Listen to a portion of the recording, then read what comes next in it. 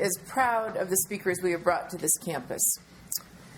And tonight might be a little bit of a peak of pride, because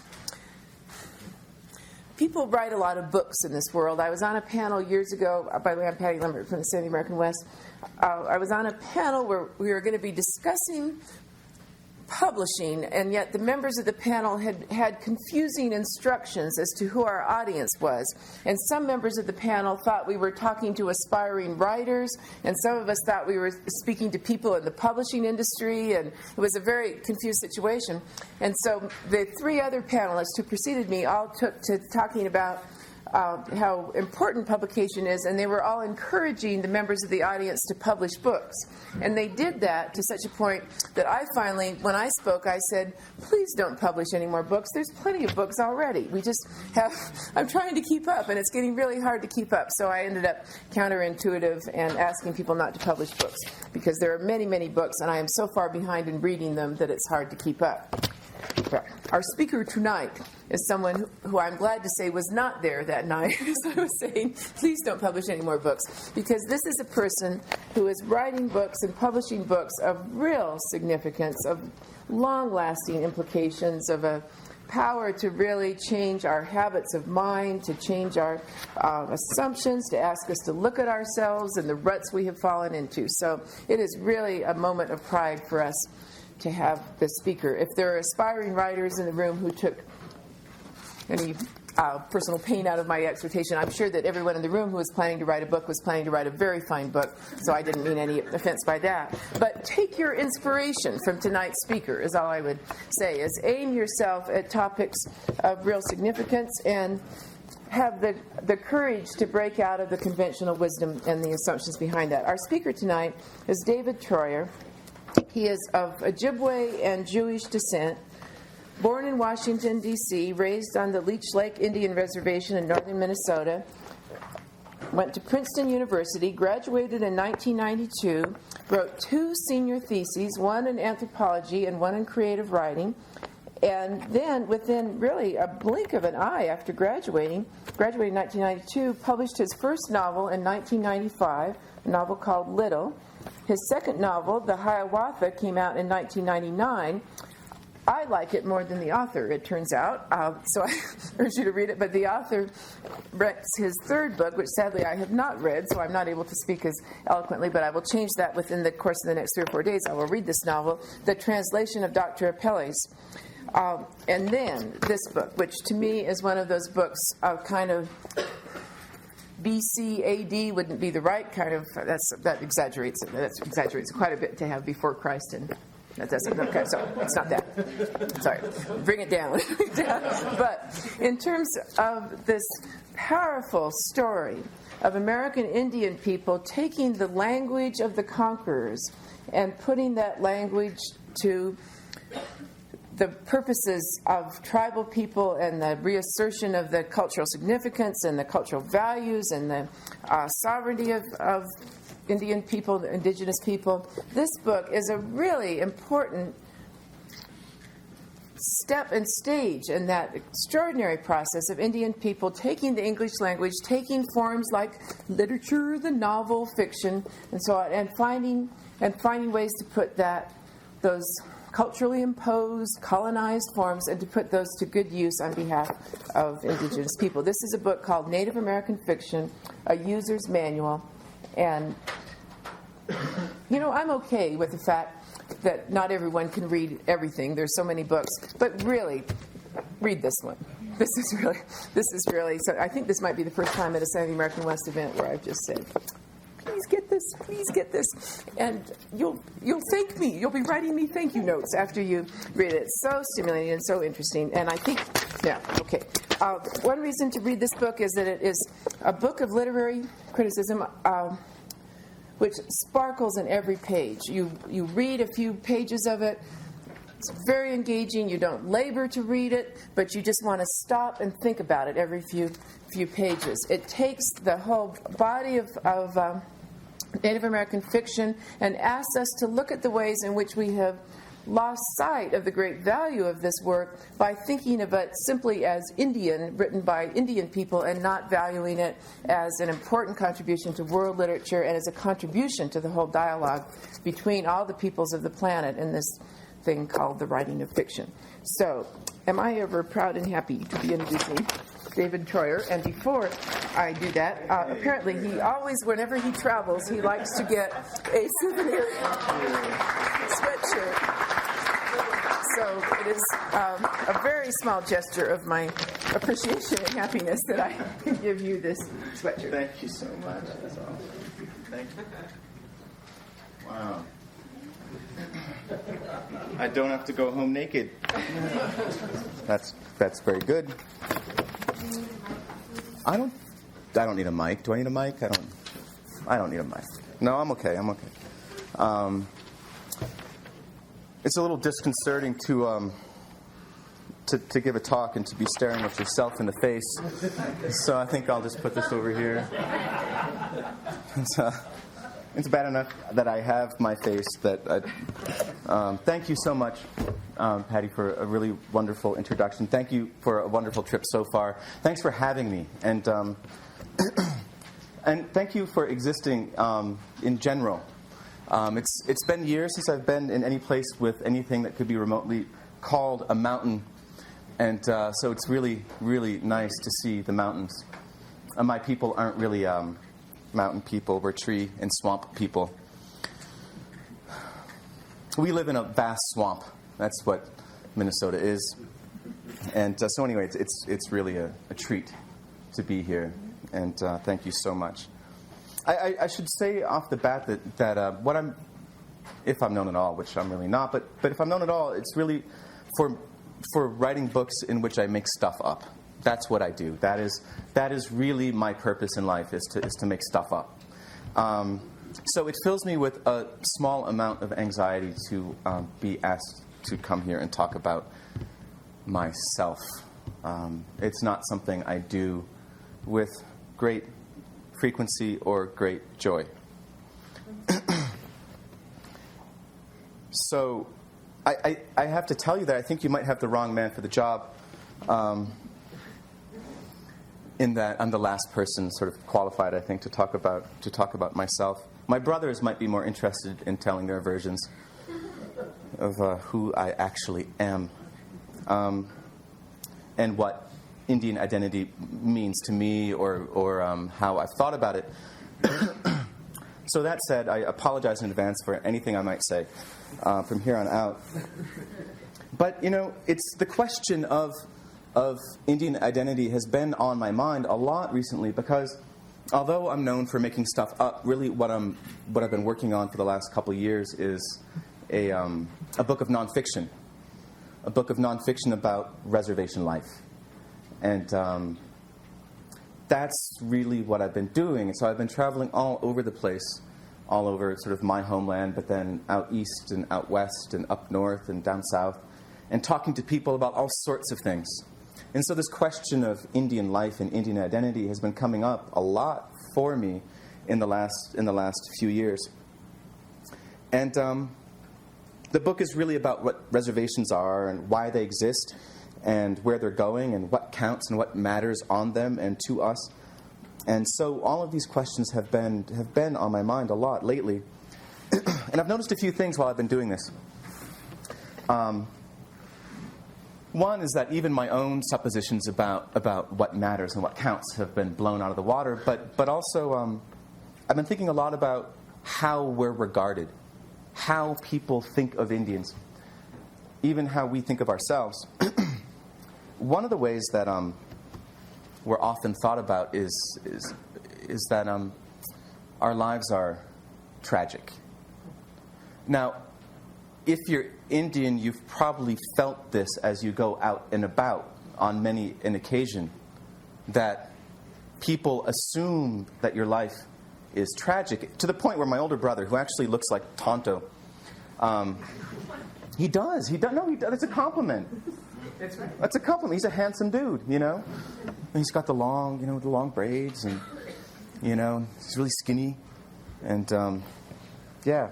So, he's out and about. I mean, he when he went to college, and then he looked more like Ralph Macchio than Jay Silverheels. He was a little smaller then, and his hair was really short. He looked like the Karate Kid. People play in college. They play the game like, well, what are you? And he says, well, I'm Indian. And they said, oh, I'm so sorry. I'm so sorry.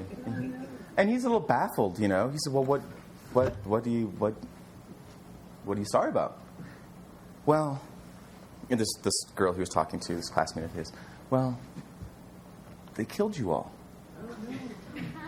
And the irony of her telling him that he was dead was not an irony that she was really even aware of, but it was sort of telling. It was telling. And another time, someone asked, well, what are you? And people sort of don't really ask me that as often as they ask my brother. They more often ask, like, what the hell is your problem?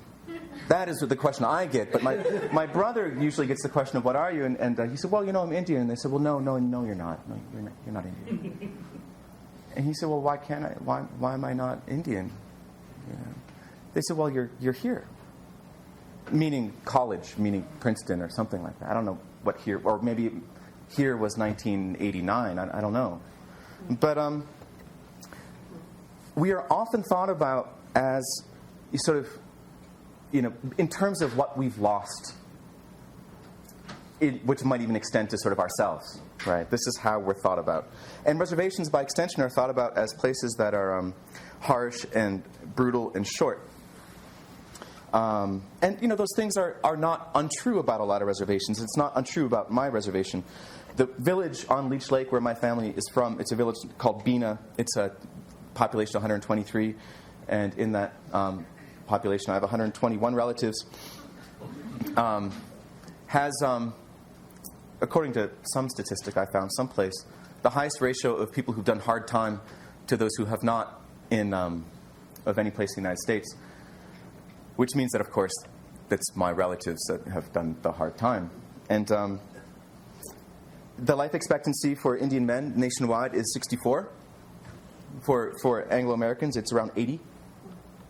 The average income on my reservation is $21,000 a year, household income. On some reservations, it's much less.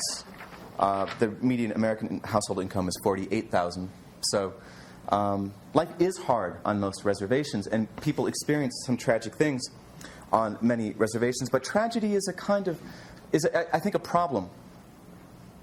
Aristotle, if we can evoke Aristotle, which why not? He's dead. And tragic. Said, talking about tragedy, said that tragedy is a drama which is staged in such a way as to elicit two emotions in the audience. Those emotions are pity and fear. It evokes those two emotions, which leads to a catharsis. This is his formula for tragic drama. And you can see this at play in how Indians are understood, how we're understood, and even sometimes how we understand ourselves. Right? We're pitied. Many of us are feared. And this leads to a kind of catharsis, an unburdening, an overflow of emotion, which is then sort of felt and then discarded, and people move on. And I think there's a problem with understanding ourselves that way. And so I'm trying to find a way to think about this book that I'm writing about reservation life, about Indian lives, that avoids this sort of tragic mode, that avoids this cheap, I think, shortcut to moving a reader. And it's a shortcut because it cheats life, right? It cheats life because our lives are far more interesting and complicated than all of that, I think. And tragedy is the wrong mode, perhaps, for us. So these were thoughts that were on my mind as I've been writing this book. And, after I've been working on the book about a year, we experienced some hard times in our family. My grandfather passed away. And that sort of became part of the book. It became part of the opening, which is really what I wanted mostly share with you today. This is the opening section where I'm really trying to find a way to balance life on the page that does in a way that avoids telling the same sad old story, despite the fact that, of course, there is much hardship, close to home for us and for many people. So how do I go about doing that? How do I tell a story which is nonfiction, which is true, that does honor to the people I love and the places I love, that avoids these cheap ways of knowing? That's really been on my mind. So with that, I'll share this opening. This is just what I've done to begin the book, and then we can chat. We can have a rich question and evasion session. So this is how the book begins. I think I'll pause for a drink. I might pause at the end of every paragraph and take a measured drink. Have you guys seen X-Men 2? I kind of end up feeling like that guy Juggernaut. You know what I mean? So once he gets moving, he can't stop, and nothing on Earth can stop him. It sounds kind of cool, but it's more like that with me and verbiage. Like once I get talking, like I can't stop. The water is gonna do that. Every spring, miracles are performed on my reservation. After the ice turns black, retreats to the center of the lake, surrounded by swarms of waves, and finally melts, the fish begin to move. They gather in great heaping stacks down deep where no one can see, and in each and every lake, silver in the morning but beaten to gold by the evening, they gather and ready themselves for the spawn. These lakes are many on my reservation. These lakes are ours, and they define us. The fish move from the depths into the shallows and nose into any current they can find. They move in waves, assaulting their spawning grounds. First the northern pike and muskie, then the walleye, finally the bottom-feeding sucker and red horse. Soon, the rivers are full. The fish stage behind jumbled piles of boulders and in eddies downstream from deadfall and sandbars. When the time is right, they push to the next bend, collect, and push on again. The very air takes on their smell. At night, when the wind has died down to nothing, you can hear them. They slap the water and surge and slop, so much so that the river, usually more or less disinterestedly flowing toward the sea, seems agitated.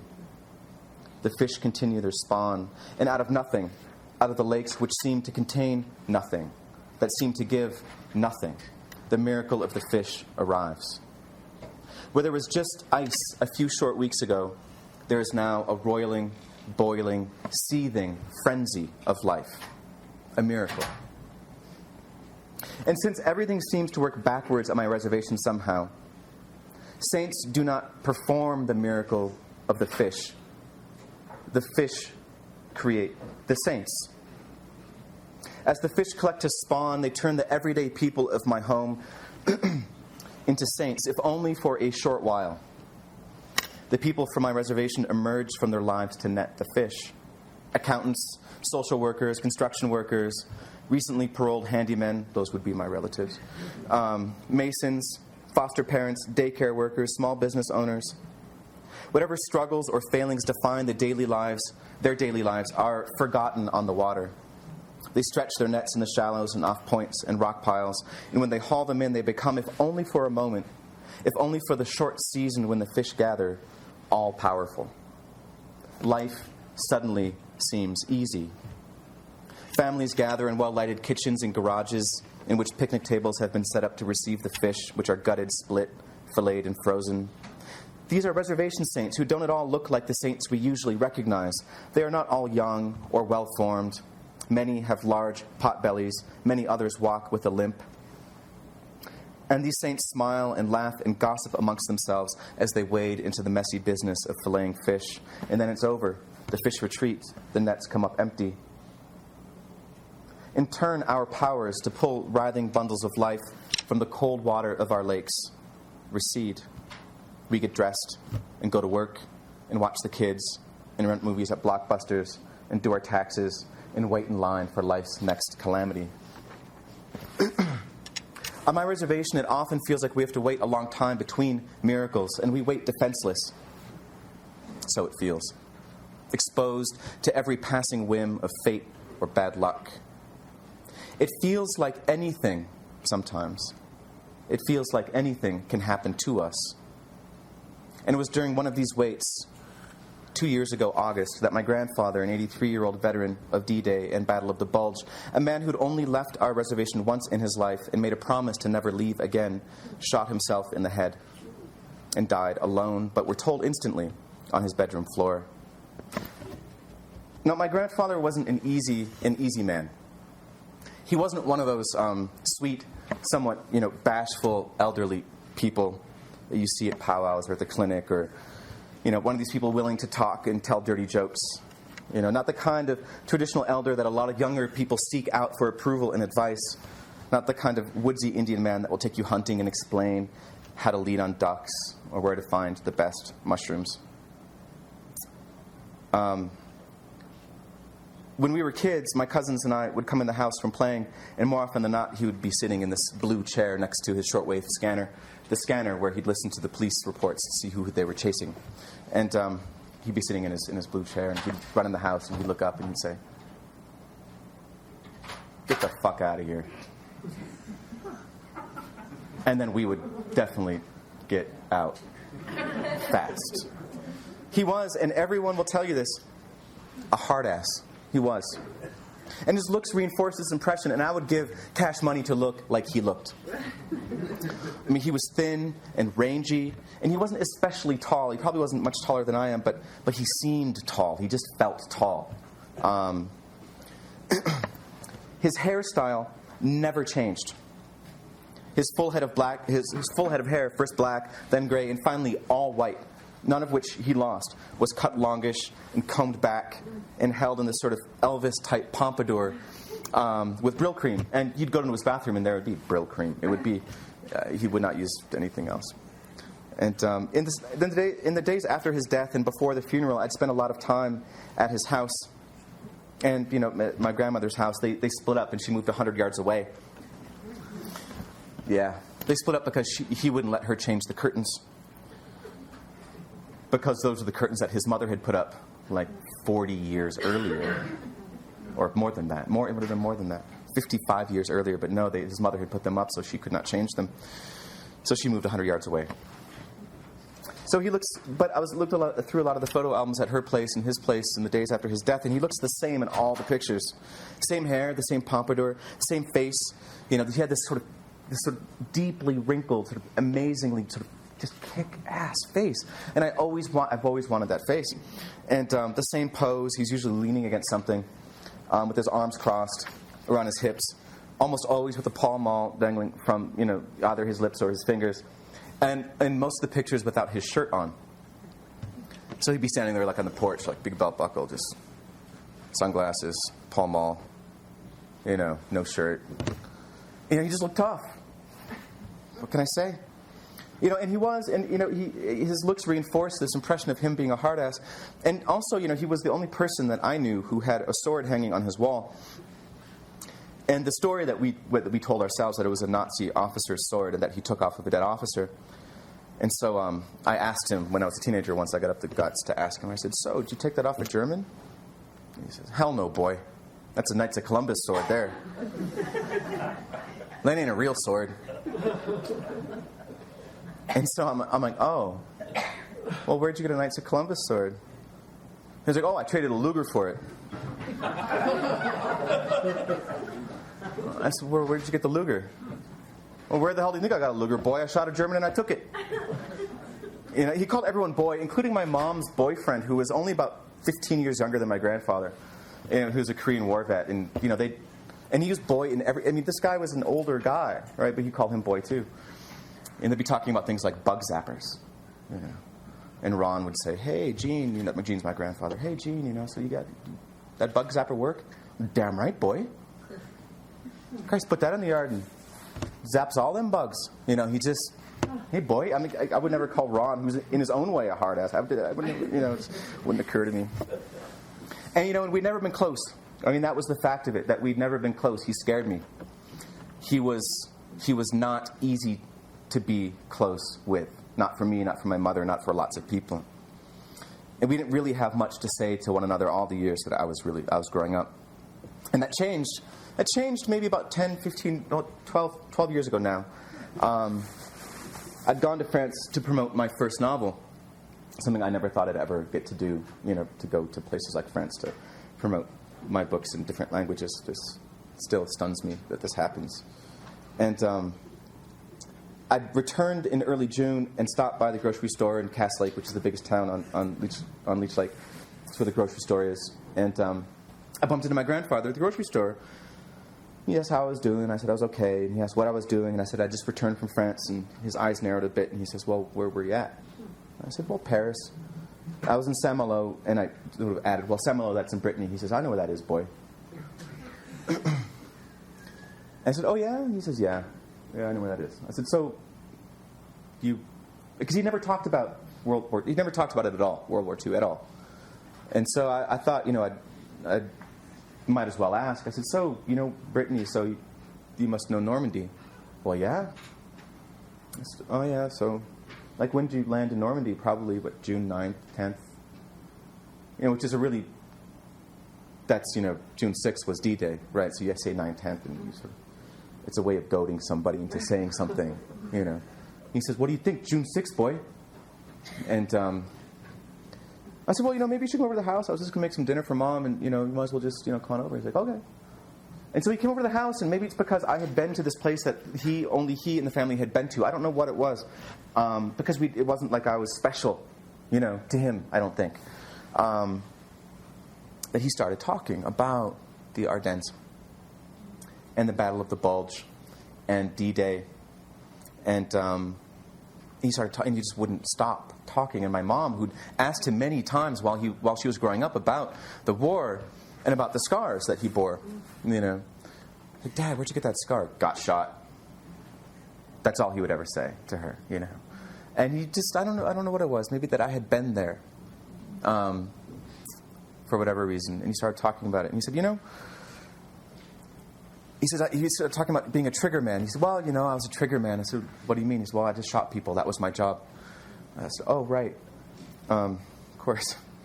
And he said, I got there was a lull in the fighting. We were in Belgium, and there was sort of a couple-week lull before the Battle of the Bulge. And I got pretty bored. We were bivouacked in this chateau outside this small village, and we were quite bored. I was bored. I was so used to killing people that 2 weeks off was not something I could handle. So he carved his name into some tree outside this chateau, and he says, well, I wonder if it's still there. And I said, well, I don't know, but I'll go look. And so I found the village, and I after a few days, and all these Belgian people were taking days off of work. We'll show you around. Your grandfather was here? I'm like, yeah. And it is amazing generosity and gratitude on their part for what he had done, extended to me for no good reason other than I was descended from him, which I thought was sort of unearned on my part. All I had was the good fortune to be born. And people took days and days off of work to walk and hike around and look. And a tree, of course, trees die. It was cut down. It was gone. There was probably a convenience station on top of it, because even the Belgians have convenience stations and 7-Elevens. You got Belgians drink Slurpees too. And but we found the chateau, and I came back and showed him pictures, and then this became a thing between us. And so in the last 8 years or so, we became close. We became close.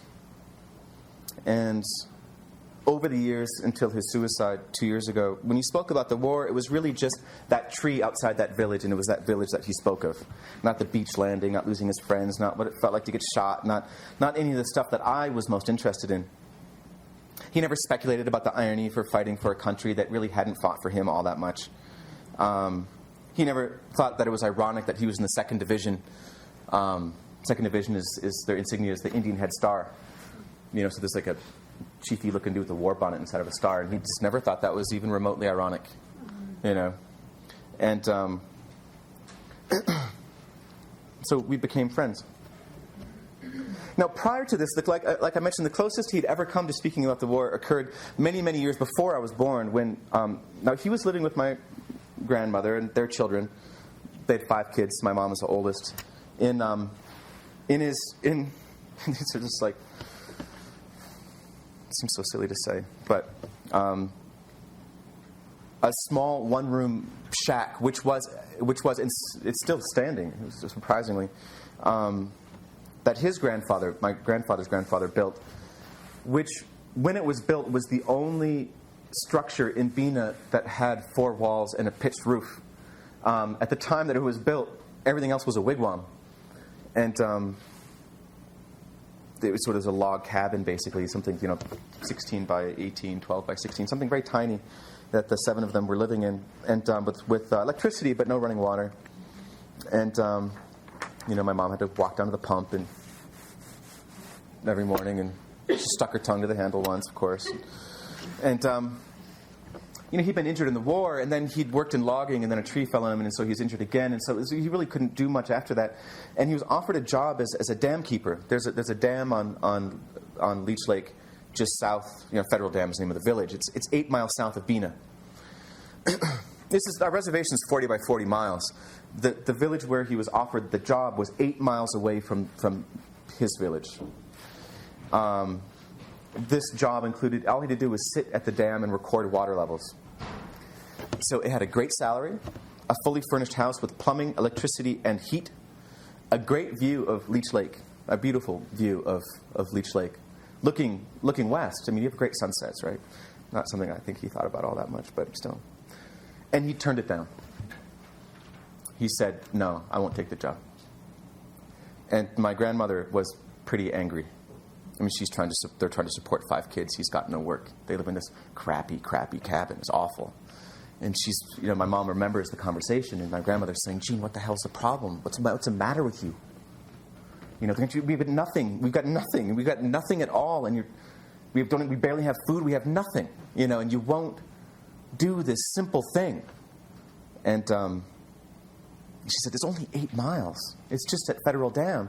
And my mom remembers his response. He turns to my grandmother and he said, "Look, I made a promise to God that if I ever made it home, I would never leave again. This is home. I'm going to keep my promise, and I'm not leaving." And he never did. He was that stubborn, right? He never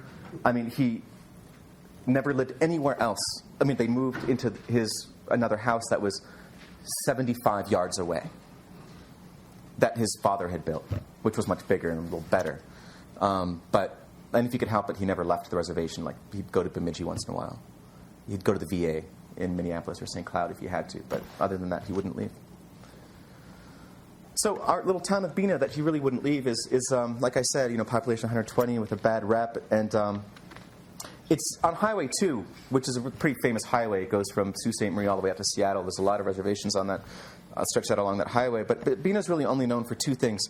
One, for a really cool-looking gas station right on the highway, sort of some weird Ukrainian design. And, I don't know why, but it is. And for the number of outlaws living in Bina. I think it was Visner who called Bina Little Chicago, for which the residents of Bina, who do read, never forgave him. And they still remember this. They can't say anything he said. He called our town Little Chicago, and that just stinks. And they're still mad about this. And it's got a gas station, a bar, and a post office. I don't think the post office is closed. The bar is still open. It used to be a going concern, this little town. It used to have 3 gas stations, 2 hardware stores, 2 grocery stores, 7 hotels, and 2 bars. Now, my grandmother's father, everyone called him Grandpa Harris. So this is my grandmother's father, owned both bars at different times in his life. Now, he was a full-blooded Scot, my grandmother's father, and he really only came around long enough to get my grandmother's mother pregnant. He wasn't a very nice guy. he worked as a logger. He wound up buying this bar, which was called the Kittigan, as they pronounced it. It should be called Gittigan, which means garden, like for a beer garden, right? They're called the Wigwam and the Kittigan, and he owned them both. And he married my great-grandmother, who's Indian. But this is an irony for you, that at that time that he owned the bar, my grandfather's grandmother. So when I'll make this very not complicated. When my grandmother's father owned the Wigwam bar, my grandfather's grandmother lived in a wigwam about 250 yards from the Wigwam bar. And at that time, it was illegal, by the way, to serve Indians in bars, to serve Indians liquor. So, and he's married to an Indian, so he can't serve his in-laws. So they would party out back and then come inside to dance, and then have to drink out back. And once he was up on the roof, he was fixing the shingles or something. He was not a very nice guy either. There are lots of nice people from Bina. Don't get me wrong. There's lots of good people, but he sort of got a rep for being kind of lippy. And he's fixing the roof, and someone asked him as a joke, "Hey, Harris, what are you doing? Building a whorehouse?" And he said, "If I was building a whorehouse, I'd have to roof the whole damn town." That's the kind of stuff he said. This was my grandmother's father. So that's the town. And I got the news that my grandfather had shot himself on August 3rd. This was 2 years ago. I was in Minneapolis when I got the news. I was in Bina by the evening. I passed the big house. Everyone called my grandpa's house the big house, with no irony whatsoever. And his new truck was parked in the yard. I went down to my grandmother's trailer, and it was packed. It was packed, of course. Everyone was drinking beer. My favorite uncle was staggering around the living room with his shirt off. He gave me a hug. And my grandmother sat on the couch looking as you'd expect she'd look. And she was the one who found him. And other relatives, my Uncle Diddy and Aunts Joanne and Kay and Buddy Tibbets and Clarence Tibbets and all these sort of relatives and different, were milling around on the deck. And some of my first cousins were there, Nate and Josh and Justin, and my cousin Sam was driving in from South Dakota, and my cousin Jesse was back in jail, so he wouldn't make it. And it was really nice, everyone's there, and so it was nice just to sort of fold, to go back into sort of this soupy, complicated, comforting mix of people and trouble. And the next day, this would be August 4th, was beautiful. And it was crisp, and it was clear, and it wasn't too hot. Sam arrived the night before with his girlfriend, and he was sleeping on the couch, and he wasn't wearing a shirt, which was obviously becoming clearly it's a family trait, And after they're digging the grave, they come back, and none of the guys are wearing shirts, and we're all pallbearers. So on the day of the funeral, we're all bring the coffin into the community center in Bina, and then immediately afterwards, two of my cousins, they took off their shirts. I don't know what it is. It's not something I share. Like, I'm not going to do that now. But it's a trait in one part of the family. And so they got up and they sort of formed a gang to go and start digging the grave. And my grandmother, and this is the first time I'd slept in Bina in years, a very long time. And my grandmother asked me, I said, "Grandma, is there anything I can do?" She goes, "Well, yeah, there's two things. There's two things that I really would like it if you did." I said, "What's that?" She goes, "Well, I was wondering if you could write a eulogy." And, I'd never written a eulogy before. And I said, "Well, sure, yeah, of course." And she goes, "And I also want to know if you'd go up to the big house and take care of the bedroom where it happened. Because we want it to look nice. In there." And no one had been back up there. This had been the day before. No one had been in the house. She goes, "We just want to make it look nice." And so, my uncles couldn't be expected to do this, and my cousins, that I guess they couldn't be expected to do this either. And so I said, "Sure, yes, I'll do this." And it was really strange because when I went back in the big house, which really actually isn't big, it's just got 2 bedrooms. This is bigger than most houses in Bina. it was very strange to be in it without him being in it. And I don't think I'd ever been there without him. He was always there. He'd spent 80 of his 83 years in that village, in Bina. Only 3 years when he was overseas fighting had he been away. 60 of those 83 years had been spent in that house, which, as we know, didn't change much while he was there. And whenever I came into the house, I'd find him sitting in the chair by the window with the police scanner on, tracking the progress that the police were making toward apprehending our relatives. A stack of books and a Bible to the left of the chair. And so when I went in the house, the chair was still there. Of course, he's not in it. And everything that was his is still there, right? This weird collection of stuff that you really only notice when people aren't there to sort of to activate it.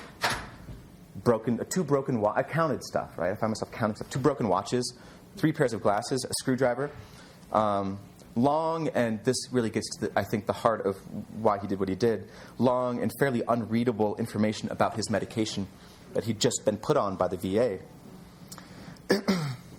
His chair was empty. His cigarettes and his lighter rested on the table as though he were just stepped out and he was going to come back and smoke.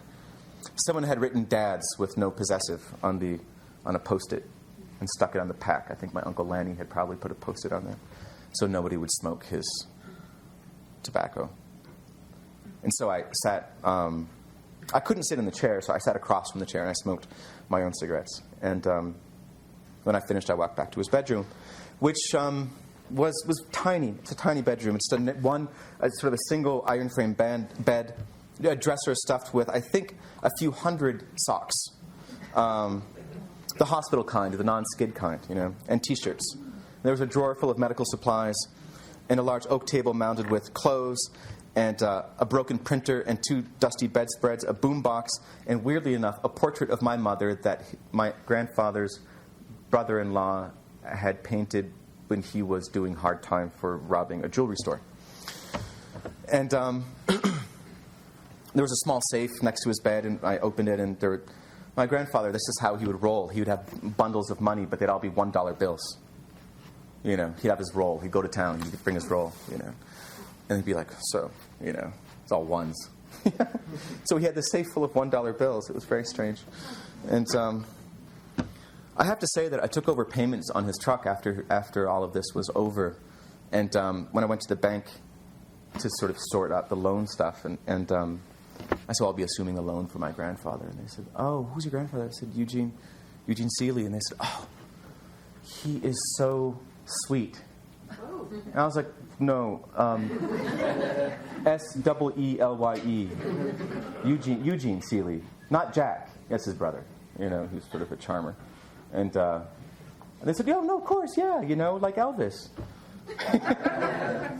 And, I don't know what he did, but he was a different man at the bank with these tellers. Maybe he was sweet on them,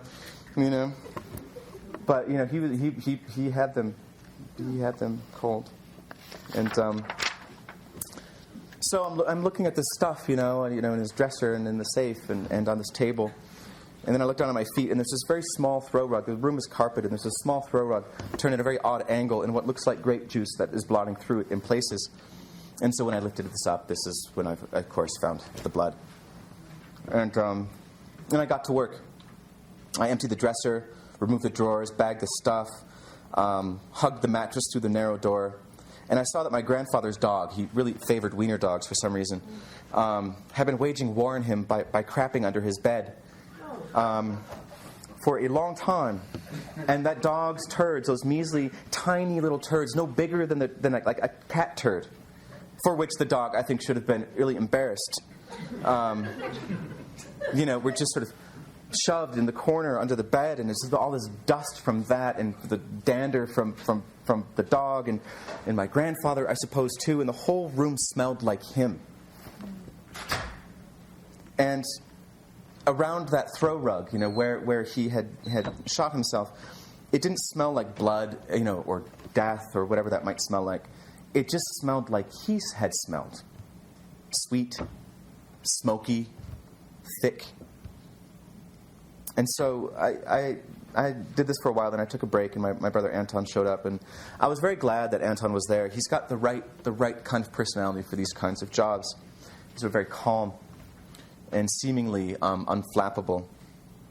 And so he helped me lift the heavy furniture out into the main room, and until really we lifted everything out until all that was left was this little braided throw rug, which covered what was left of my grandfather's brain. We weren't doing a great job of stepping over it. It was just such a small room and such a small space, we couldn't help it. And so we'd been having to step past it and over it while carrying the furniture, and so the rug got flipped and bunched. And so by the time we were done, quite a lot of blood showed through. We tried not to notice. Some of the belongings we brought to the living room to give to my grandmother. Some of the belongings we brought out to the garage. And in addition to being a hard ass, my grandfather was a bit sentimental. So he never threw anything out. He kept everything. His father's logging equipment, his grandfather's, two-man saws and peavies and picaroons and all this stuff that you use for logging. He kept. So we saw this when we went in the garage. My brother left shortly thereafter. He couldn't stay very long. He's got, or at that time had 6 kids. Now he has 7 kids. He's insane. So he left. The day had gotten quite hot, and I cut the carpet and rolled it, and the dust and the dander and the dried dog poop, rose into the air, and it was just choking me. And it was not hard work as far as tearing up carpet goes. And those of you who've torn up carpet know that the cheaper the carpet, the easier the job, for which you're a little bit happy, But I took my time, and I stopped, and I'd wander through the house, and I'd sit across from his chair and smoke my cigarettes, not his. Still shocked, that he wasn't there. And when I went back to the bedroom and was confronted by it, and really there's nothing left now except the carpet and this patch of blood. And patch of blood and brain and lymph, really. And I had the strange feeling that my grandfather, all of him, his body and his words, his life, had somehow disappeared into the floor. And I began to really resent the carpet. It was so cheap, so cheap. It was the cheapest, saddest, thinnest, worst carpet I had ever had to work with. It seemed it had been incapable, this carpet had been incapable of holding enough of my grandfather so that it had soaked through into the subfloor. When I ripped up the carpet, I found it soaked into the plywood. And so I began, yelling at the carpet, which seems logical. So I was yelling at stupid carpet, shit-ass carpet. I was yelling, I was cursing at this carpet. And I hated that cheap, thin, blue, foam-backed, glue-down carpet more than I think I've hated anyone or anything in this life. I really do. I still do, I think. I felt that we all struggle to do our jobs, right? The job of living, the job of dying, the job of muddling the two. But that the carpet just did not do its job. It didn't keep up its end of the bargain. So I did the best I could. And I got all the carpet out and I burned it. I left for home in the early evening to write the eulogy. And it wasn't really until 11 o'clock that I crawled into bed. And I couldn't sleep. And, if I had been asked, I wouldn't have said that I was traumatized by his death or by cleaning up his blood and brain all morning. Of course, I'm sure I was, but I wouldn't have said that. I'm really good at lying to myself. When I closed my eyes, I wasn't overcome with anything. I wasn't, distraught in any kind of obvious way. But when I closed my eyes, all I could see was blood. And I would read for a while, then I'd shut off the light, and I'd close my eyes, and I would see blood. And I would turn on the light, and I would read for a while. And this went on for a long time. I didn't really think anything. I didn't think anything sad. I didn't lay there in the dark pondering the greater import of what happened.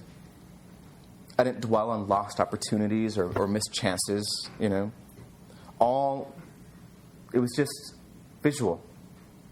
Every time I closed my eyes, I saw blood and pink curd. And I couldn't distract myself. And that vision also didn't turn into anything greater. no greater catharsis or sadness or realization. It didn't really lead anywhere except back to itself. And I felt like I was drowning in it, sort of, overcome by it, swallowed in it. And maybe that was the realization. I don't know. But eventually, my thoughts turned to other things. And I thought other things. Much later, sort of after I was able to sort of stop seeing this, when I closed my eyes, instead of the blood, I began to see wild rice. Because, of course, it's August. And the rice is going to be coming up. It's going to be coming ripe in a few weeks. And when I closed my eyes, I could see that. The stalks sort of heavy with their burden drooping down to the surface of the water. And so I was telling myself, well, when this is all over, I'll stop at Reamer or someplace like that and check the rice beds. Because it would be time to rice soon, and it would be a real relief to give myself over to that plenty. With my eyes closed, I also began to see the fish coursing in formation past my house on their way to spawn, and I really grasped at these visions.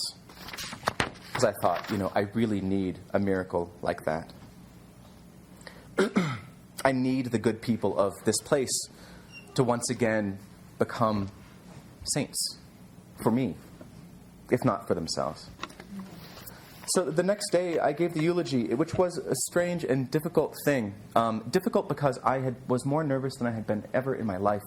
It was the audience of my family, The entire church was my family. And it was the only time I've ever spoken in a church. And it's probably the only time I ever will. And I got up there when it was time to do it, and I looked out over the pews, and I could see all my cousins. A lot of them were in LA Kings jerseys or Raiders jerseys, and but with nicely creased dockers, and about 5 sizes too big. Then there's this cousin named Buddy Tibbetts, who just really looks, like he's really on his last legs. Always wears a red bandana. Sure enough, he had that on in church. He's wearing his red bandana. But he's wearing a button-up white shirt, a little bolo tie. And my grandmother was wearing a blouse. She's a natty dresser, and she always has been. And so what I said then, in the eulogy was in some ways what I've been saying tonight, and what I've been sharing tonight, which is that let's be honest, he was not an easy man. He had not often been what most people would call kind. I told the story of how they had 15 cents to their name, the family, my grandparents, and 5 kids. And with that 15 cents, my grandfather had gone out and bought an inspirational plaque that said something Catholic on it, like, "Trust in him and he shall provide." Right? My grandmother was none too happy about this. So it came time for dinner, and she's ladling out, so basically, like biscuits and broth. And then he's sitting down to eat, and she puts the plaque on his plate. And he's like, "What the hell's your problem?" She said, "If he's going to provide, why don't you eat that damn thing?" And so I told that story, he was not easy. But, and this was, I think, it's so in doubt. People didn't believe. But he had loved us all in his own way. Even if we didn't see it, even if we didn't feel it, he had. And more than that, and this is what I said, that he had fought the enemy and survived. And he'd kept his promise and returned to the only place that he had ever cared about. And lived the only life he had wanted to live.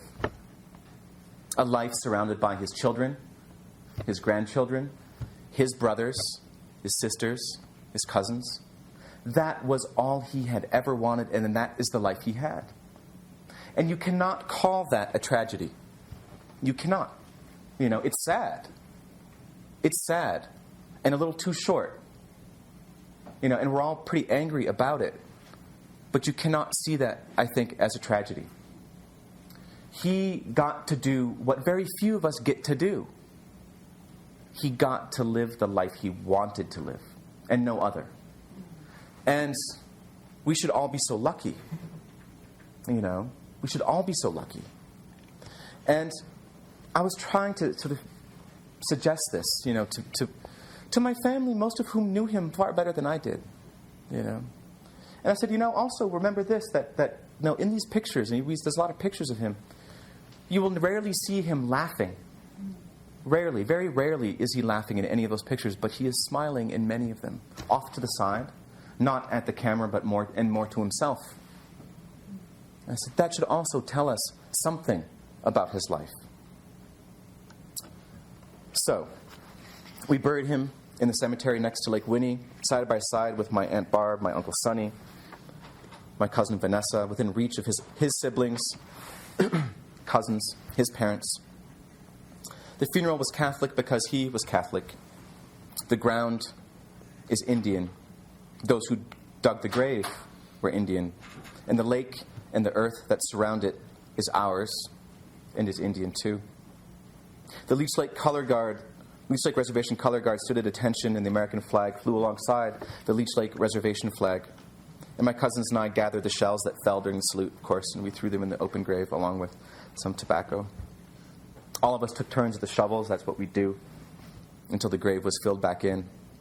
And then we headed back to the community center for a feast and a little visiting before we fanned back out into the corners of our lives. And a few weeks later, the rice was ripe, and it was a good season. And we brought it in. And once I heard a journalist on the radio state that to write a book of nonfiction, a book about the lives of others, the writer has to feel in his gut that his informants owe him something, that he owns a piece of their lives. But actually, I think it is really the opposite. At least it is for me. I don't think, for instance, my grandfather owes me anything, or my cousins, or my siblings, you know, or my village, or my reservation. I don't think I'm owed by them. I feel actually quite the opposite, that I owe my life to them, and want to write a book that reflects that, and that reflects that debt that I owe, and does them honor. And so, if the blood that's colored the floor of my grandfather's house, that oftentimes colors the streets of Cass Lake, which it does quite often, if that blood can color anything, I think it's a better sense of what it means to be American today. I think really to understand reservations is to understand America. These places aren't exceptions to the national rule, you know. They are in many ways the nation condensed. They're not places of deficit, but places of surplus. This is what I've been thinking since then. There's not less of everything on the reservation. There's more. Maybe more heartache, maybe, you know. But also more possibility, you know. There might be more poverty, but there's more richness too, you know. I don't just mean richness in a broad way. I mean in very specific ways. So I think that there's actually more there than less. And to understand what that more is, in ways good and bad, is to really, really understand America herself. And so this book is becoming, paradoxically, about the least and most American place in the 21st century. And with that, that's the beginning.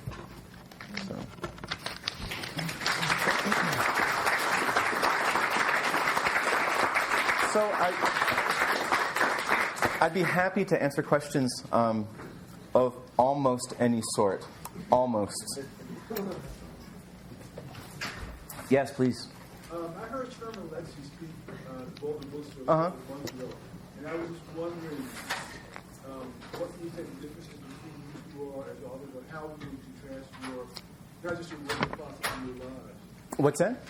What would you say would be the difference between not your work and possibly your lives? What would you say? Oh, well, I think it's pretty safe to say that both are pretty different. Our work is pretty different. our lives are pretty different, mostly because he's good at basketball and I'm not. You know. And I'm good at fishing and he's not.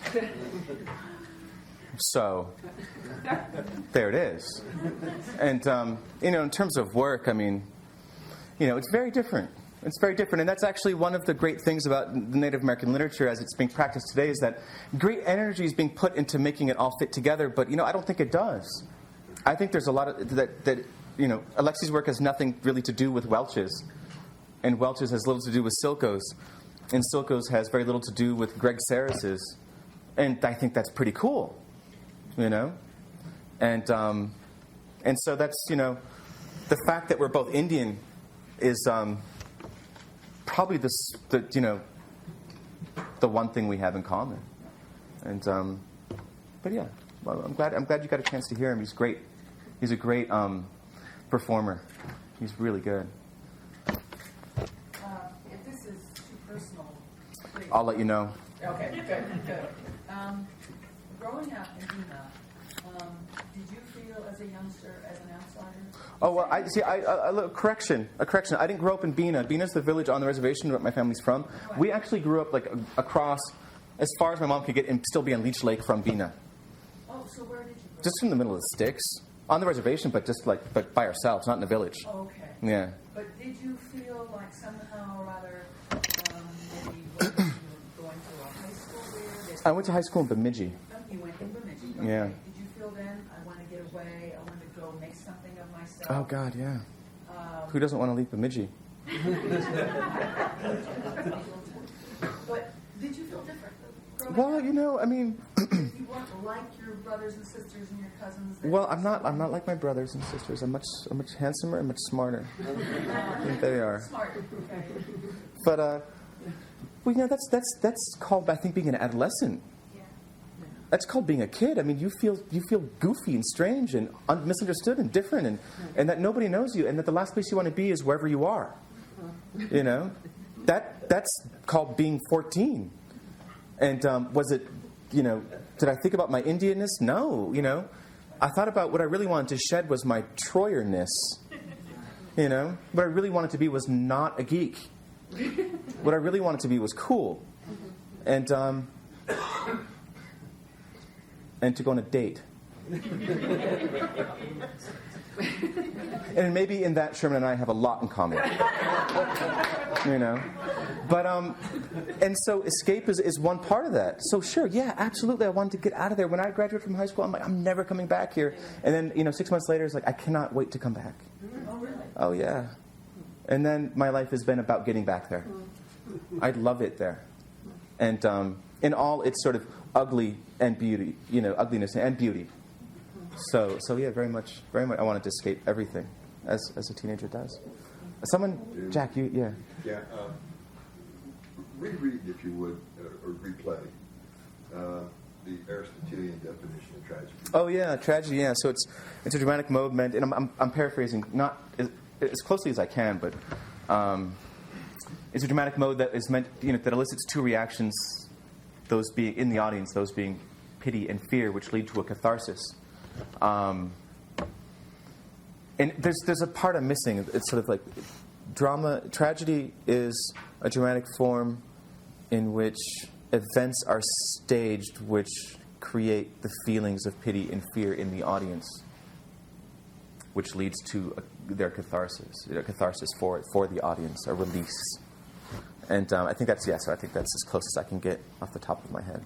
And you think this doesn't apply to your grandfather because you don't pity him? Well, no, it doesn't apply to his life, I don't think.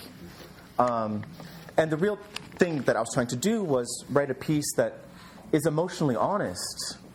Because it's sad, it was hard, it was terrible. Yeah. But that doesn't resort to telling a tragic story. You know what I mean? Well, staged, wasn't it? Staged. Well, every story is staged. That's not staged. This isn't? You don't think so? I mean, Am I that good? History is staged too, as we know. And the telling of it also. So everything. I mean, how to sound so pomo? Everything's a performance. But that's really, so this is in microcosm what I'm really trying to do with the whole thing, which is find a way to tell the story that seems for the first time in my life, and it's not a standard that I've ever applied to my work, accurate, except for my linguistic work, of course, but that is true. That does not resort to the same old sad way of telling the same old sad story. The kind of story that makes people sort of emote and then move on, that confirms what they know as opposed to exposing them or forcing them to think about things they've never thought of and have never known, that pushes them into zones where their understanding of what they think Indian lives are, even for us and ourselves, is complicated rather than simplified and explained away. And I think that's what tragedy does. I think it simplifies. I think it explains away. I think it's easy. It's easy. I think it's self-congratulating. And I think it leads nowhere as vis-a-vis Indian stuff. Of course, terrible things have happened and do happen, and those things count and measure, as with my grandfather. I think he would have been a much different man had he not gone to the war. I think he would have been alive today had the VA actually paid attention to what medications they were giving him. I don't think he would have done what he did had they done their job. But to find a way to tell that without sort of, that honors it, but without, that doesn't, I don't know, that doesn't turn it into a tragic tale, that the reader can emerge from cleansed. Cleansed through their own deep feelings. That's what I'm trying to avoid. But you had a question? How your father got into the reservation? Well, he snuck in on the cover of night. He was wearing camouflage. He's very short, so this was to his advantage for once. No, he had been through the region on camping trips, and he liked the region. He thought it was pretty, and he remembered there's a teachers' college in Bemidji. And so, having sort of decided he didn't want to do what he was doing anymore, he went to the teacher's college and got his teaching degree. And then he applied for jobs all over the place, and the place where he got a job was on the reservation. He applied all over in northern Minnesota, but he got a job at the high school in Cass Lake, and ended up teaching there, and making his life there. And he stopped teaching after a few years and did lots of other things, for the reservation and other reservations, and not only Leech Lake, but a lot of Minnesota Ojibwe reservations. And there he is to this day. Yeah. 83, still cuts all his own firewood, smokes 2 packs a day. Yeah. It's crazy. Great job on the description of the bedroom. Oh, thank you, yeah. Well, it was a crazy I bedroom. think sometimes people write not to be understood, but to understand. Well, that's the case here. Yeah, and I think so that really kind of came across pretty good. And Thank you. yeah, I thought it was a good job. Oh, thanks. I don't think that my grandfather would approve, to tell you the truth. He's a really private guy. He was very private. And my grandmother's very private, too, to the point that when I was taking over the loan on the truck and she had to help do some of the paperwork, I had to get a death certificate to do this. And she said, well, she can't read anymore. She's almost blind. And she said, well, it's not going to be on there, what he did, is it? I'm like, no, Graham, no. It'll just say that he's passed away. It'll say that he's gone. It won't say how he, She's like, okay, good, okay. So I'm not sure that he would approve, although that, maybe, who knows? Maybe he would have. I like to think he would have, but this is, this is what I'm doing. I'm trying to honor him, but this is not what he would do. And I think that's okay.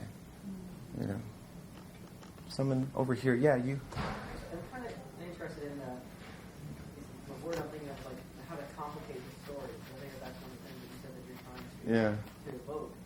And because you even said it in the VA was paying attention to his meds. If he didn't say it in the war, because we get, I think as an audience, and again maybe this is in the reading of it, as the audience we see him in the tragedy. He's the mean man. Well, it wasn't mean. Hard to get along, is that? Yeah. Well, Hard to actually, get along. and hard, but I guess in some ways saying my hearing the story. I mean, I think that says something. And so I was wondering though, it's like if you thought about talking about, I wonder, like even inverting or at least locating these other questions about what would he be like before we get into who he is, to be able to see him other than tragic. Maybe. I guess maybe I have to go back to the drawing board, because I don't see him as tragic. I see him as complicated, and I can't imagine him any other way. And it isn't a book about what ifs. I mean, it's not about if onlys. Right. You know. About the readership, and I guess part of it I go actually out there as somebody who is trying to have students read our works and not have that lens, because you frame it, and the United States frames our stories as tragic. Yeah, we do it ourselves. So to break through that for them, do we need to give them a little bit more initially? And again, maybe it's right, yeah, maybe so. Audience, a student audience, but I know that that's something that trying to help them work through and looking at what tools we can give them. So I was just thinking about. Yeah, that might be true. I mean, it's never. I mean, one can always estimate the degree to which these ways of thinking about us are so deeply ingrained. They're deep.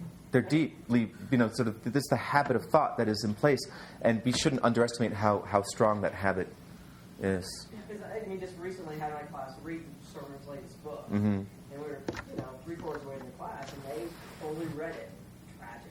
Well, sure. And it's like, and to help them work through is like, come on, because we did insider perspective, do all of that, looking at up to this point, even up to this point, work with the given tools, and they still read it that way. Yeah. If I could follow up a little bit on please. the fact that many non-Indian people have never known an Indian person, and if they're reading a book about an Indian person, that Indian person is likely to become the Indian person who stands for all Indian people. So should you, sort of in line with what you're saying, should there be a sentence that just is like a Surgeon General's warning that just says, I don't, people who are reading books of this sort are at peril. Don't read while pregnant? Because that's where the peril would be. Is not, this is the first thing you said was, had he not been in the war, which is something that he could be of any ancestry on the planet, and the war could do that to you. So I just, but there's, I know myself plenty of readers who would drop that and just say, this is a tragic Indian man. And even though you could find millions of stories about him that would contradict. Right. So I just wonder if it's so hardwired to say, oh, we know what this is about. It's about the tragedy of Indian life. That you really need to almost be explicit with. I don't know if it is Surgeon General's, but some kind of thing that says, don't do what I know what you're about to do. Don't do that. I might need to do that. It's funny because my father, who's an outsider to the reservation, but no longer, he's lived there for over half of his life. He's 83. Well over half. I was asking him, like, what brought you?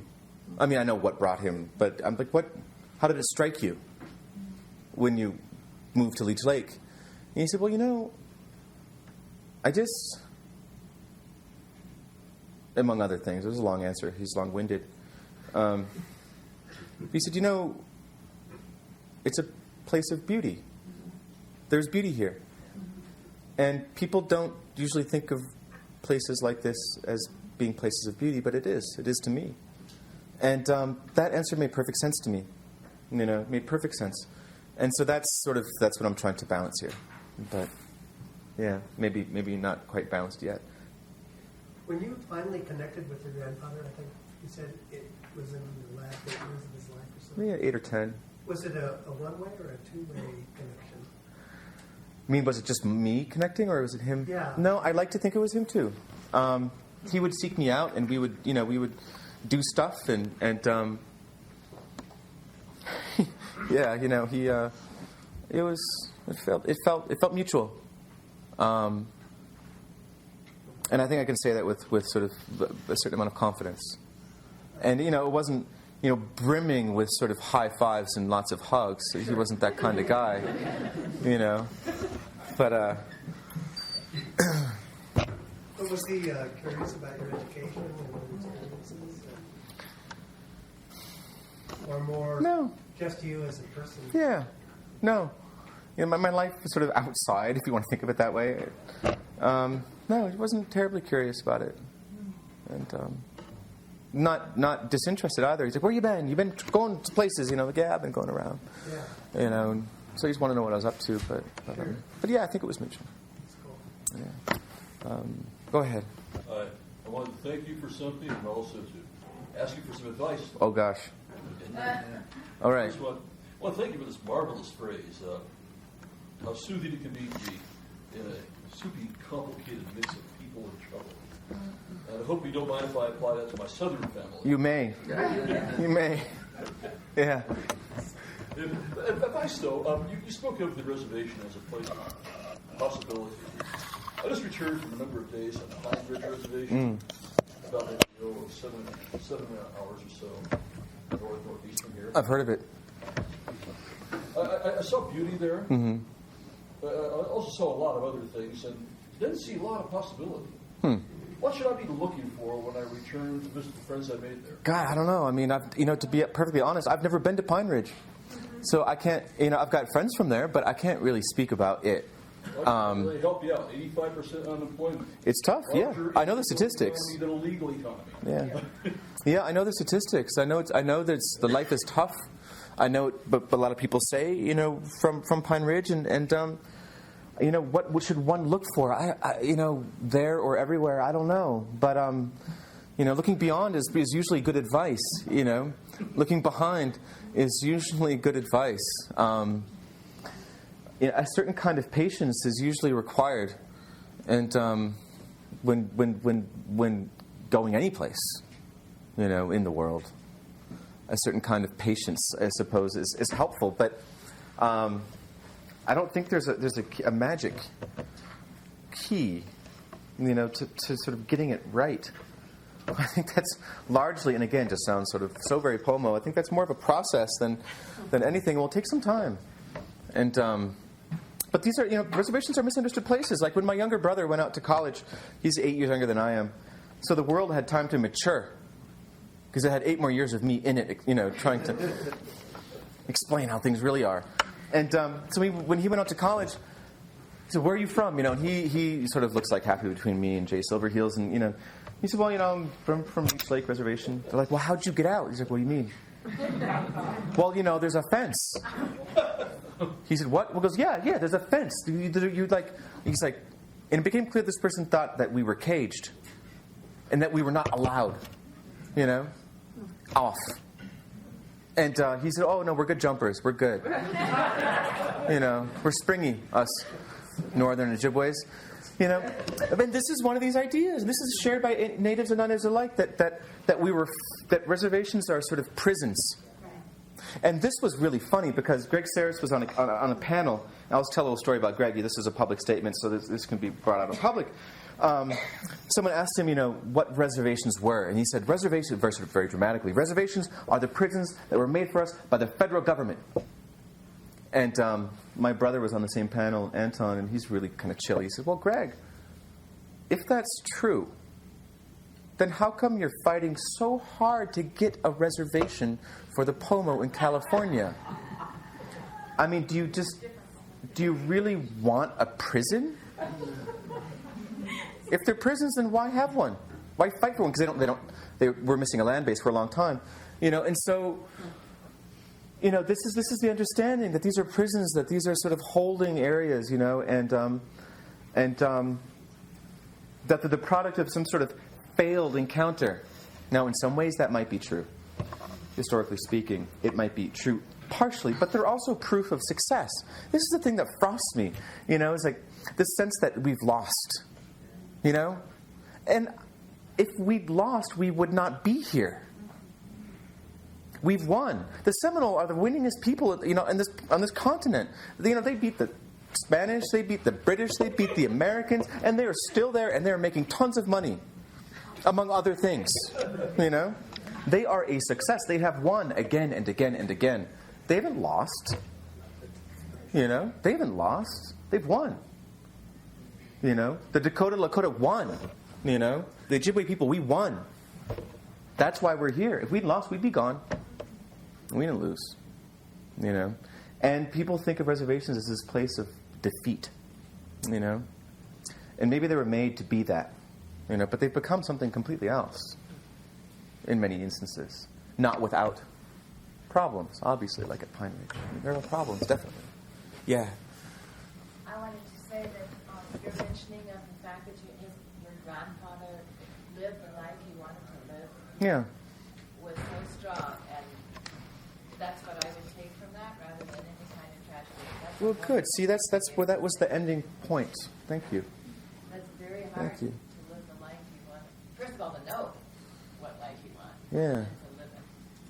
Yeah. My question he did. for you is, when you go to other reservations and talk with people, how do you reach the level of accuracy that you're aiming for? Well, you know, it's tough. I was never trained as a journalist or as a historian. So I try to record everything. One, you know, there's really going to be nothing that's quoted in this. There'll be no reconstructed dialogue, no imagined exchanges, no paraphrases. That whatever somebody says, I'll have a voice recording for. So that's one standard I'm setting for myself. That there'll be no sort of, you know, composite characters or names to hide people's identities. If someone doesn't want to talk on the record, then they're not going to go in the book. You know, this poses some challenges in some places if they're talking about political things. So I have to work around that. But, you know, we're dealing with people's lives, and I want people to feel and I want people to know that, you know, that I'm doing this with as much integrity as I possibly can. How do I know I'm accurate? You know, I just, I don't know, except to say that, you know, I try to, you know, I try to only draw from Wikipedia, because that is really accurate. And you get all the good stuff from Wikipedia. And no, but I try, you know, you look at, you do what you're supposed to do. You look at different sources. Ask different people the same questions. You try to, you know, look at dates. But, you know, it's a book about issues. You know, as told through partially as I discover them, but also partially through other people's stories. But it's largely a book about issues, and so a lot of that is you know, going to people, but then going to the written record and bringing the two together and running it past, you know, people who know, like my brother who is a historian, my mother who sort of works, you know, as a travel court judge, you know. So I'll, you know, it's just convenient. So I'll just walk up to my mom. So I'm like, Mom, so one more time, Public Law 280. She's like, God, you're so stupid. You know. Well, okay, for the last time, Public Law 280 was, you know, and then she'll bring me through it again. And then she'll say, and you know what? She goes, no one's tested this. She says, but Public Law 280 was basically the federal government's attempt to sort of pass back to the states, basically to pass the buck. They were getting out of the Indian business. And so they were just trying to pass back to, you know, back to states, you know, some sort of some jurisdictional stuff that they'd assumed. But everything they were passing back were only the things that they'd assumed during the passage of the Major Crimes Act, among others. So they were only giving back what they had explicitly assumed at a certain point, and whatever they hadn't explicitly assumed at that certain point, they never took and they never gave back. So there's all these kinds of rights that tribes haven't really tried to exercise. And this is my mom when she's thinking, very dangerous, you know. And so she's like, for instance, like banking. I mean, you could set up the equivalent of offshore banking, but it'd be onshore. You know? You could, and then she's listed all these things that one could do were one really willing to try and do them. You know, all these things that are the regulatory powers that states have and that nations have that the tribes have never tried. Many tribes have never tried to have. You know, I was like, Mom, that's scary. You know? So it's helpful to have these really great people, you know, in house. That helps. But yeah, free counsel. It's good. Yeah. Any other questions? Go ahead. Yeah, absolutely. What's happening with the casinos? Well, lots of things are happening with casinos. This is my favorite thing about casinos, is that Seminoles now own the Hard Rock Cafe franchise. You know this. So they own, I just love this. I've said this like 5 times in the last 2 days. They own Jimi Hendrix's shoes. The Seminoles own Jimi Hendrix's shoes and Paul McCartney's guitar. They probably own Tupac's body, for all we know. I think it's quite likely. I think this is interesting. You know? Mille Lacs Reservation is the largest in Minnesota. Mille Lacs Reservation, Minnesota, is the largest employer in 5 counties. They're keeping the non-native economy afloat. They are. They're the largest employer. You know, the Seminoles are, I think, the largest single employer in the state of Florida. What's happening? Well, we're taking over the world. That's what's happening. And I don't see that as necessarily a bad thing. You know, casinos are many things. It's an